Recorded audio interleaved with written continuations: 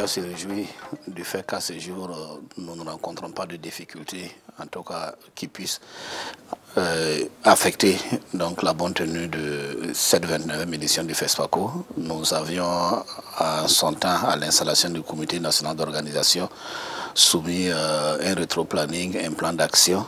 Et à ce jour, on peut dire que tout se déroule normalement. Et les activités en amont ont toutes été mises en place. Il y a aussi la question donc, du déploiement de la logistique qui est effective depuis quelques jours. Et nous pouvons dire, en tout cas sans se tromper, que le niveau de réalisation pourrait tourner autour de 98% au stade actuel. Nous n'attendons que la cérémonie d'ouverture prévue pour demain. Et bien évidemment, nous avons aussi prévu un cross populaire cet après-midi. Et en tout cas, à notre niveau, on peut dire qu'on est prêt. On attend que l'ouverture. C'est avec beaucoup de tristesse que nous avons appris la disparition de cet excellent réalisateur, de cette excellente référence du cinéma africain. Et je voudrais ici présenter au nom du chef du département en charge de la culture, au nom du comité national d'organisation, toutes nos condoléances à sa famille biologique et sa famille professionnelle.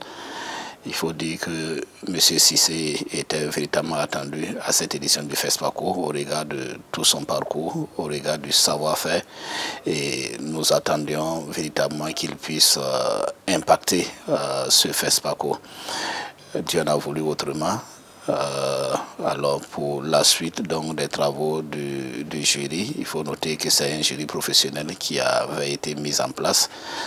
Son président malheureusement n'est pas là et nous pensons que les autres acteurs pourront donc porter de façon honorable donc, cette mission et nous livrer au soir du 1er mars donc, le nom de l'étalon d'or de Nyenenga. Nous avons présenté déjà les innovations donc, au plan du numérique. Là, cette année, nous avons décidé de faire face à la question donc, du surnombre des cinéphiles que nous avons souvent dans les salles de cinéma et en proposant une plateforme qui permet donc l'achat déjà des tickets et des badges en ligne et la réservation des places en ligne.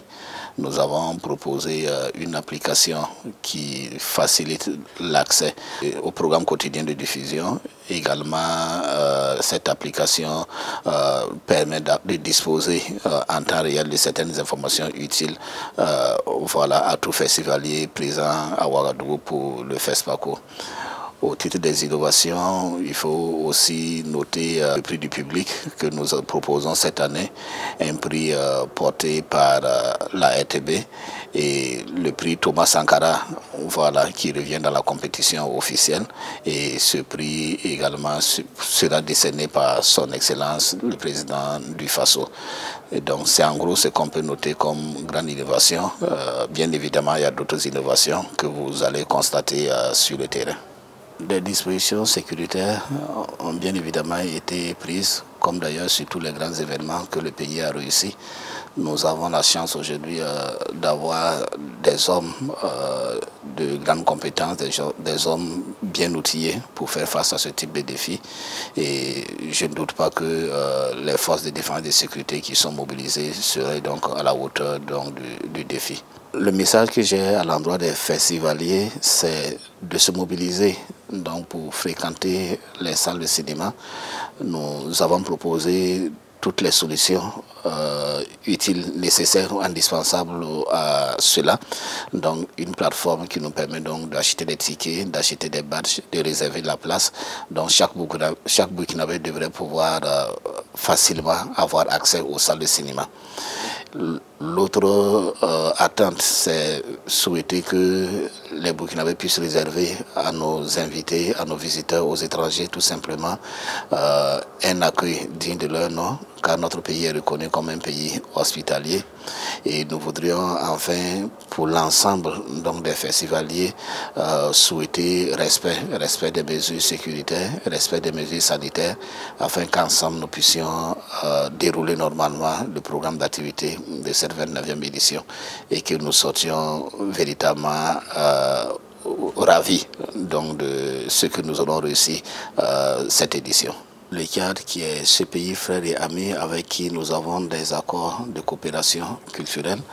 Et vous savez que le Burkina Faso ou l'ISIS de façon générale forme la plupart des techniciens venant du Tchad.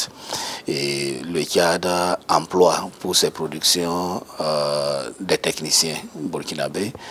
Et en désignant le Tchad comme pays invité d'honneur, c'est pour nous l'occasion de renforcer cette coopération au plan culturel, au plan cinématographique, mais aussi célébrer ce qu'il y a de plus fort au plan historique entre nos deux populations.